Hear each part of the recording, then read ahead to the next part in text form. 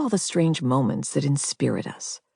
Not only déjà vu and the uncanniness of waxworks and the limbo between wakefulness and sleep, but also getting lost and returning repeatedly to the same spot, bumping into your double, the recurrence of the same number multiple times in one day, sensing the presence of a deceased relative, omens, signs, entering a dark basement, low-grade fevers, wandering through an unfamiliar city at twilight, vertigo, a solitary crow cawing in a winter field.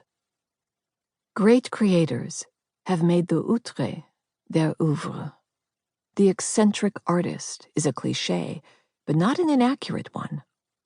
Truman Capote feared planes with 2 nuns on board and avoided rooms containing yellow roses. Estee Lauder touched the faces of random strangers.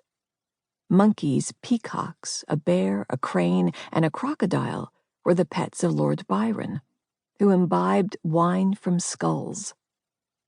Frida Kahlo also enjoyed a menagerie, including a fawn named Granizo and an eagle called Gertrudis Cacablanca, or White Shit Gertrude. Charles Dickens stuffed the paw of his dead cat Bob and affixed it to an ivory letter opener. Poet Gerard de Nerval walked a lobster on a leash. Einstein gathered cigarette butts and smoked them in his pipe. Enamored of oxidization, Dolly peed on the brass bands of fountain pens. Shirley Jackson, author of The Lottery, practiced witchcraft. To finish The Hunchback of Notre Dame on time, Victor Hugo locked himself in his room naked.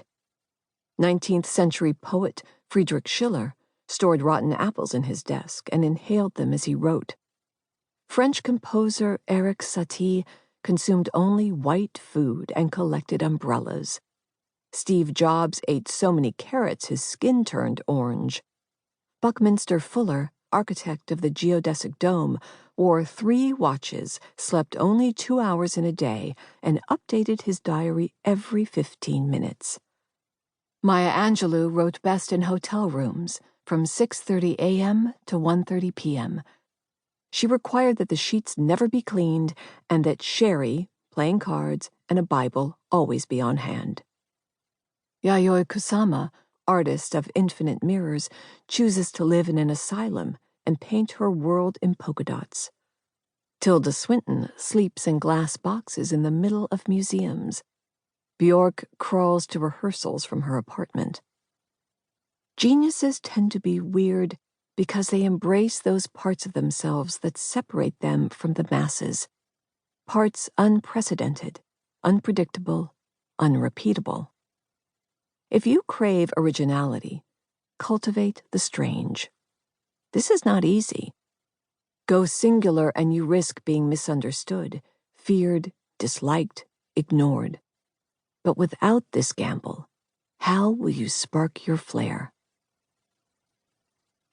How to Be Weird is a guidebook for how to be you, which means becoming hyper-alert to those curious oscillations only you can sense because you are this person, at this place, at this time. Jibe with these currents, swirl them. This weird is not WEIRD, the acronym researchers use to describe the relatively small group, 1/8 of the world's population, that makes up 60 to 90% of the participants in psychological studies.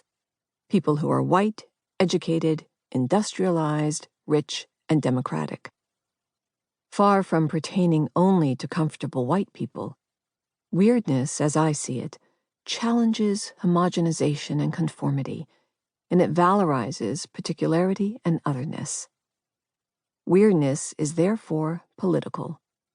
Through irony, satire, silliness, hyperbole, reverie, and dream, it questions the status quo and liberates new possibilities. Groups that have viewed weirdness this way are the Dadaists, the French Surrealists, the Chicago Surrealist Group, the Negritude Movement, and the Afro-Surrealists. The exercises that follow will help you release your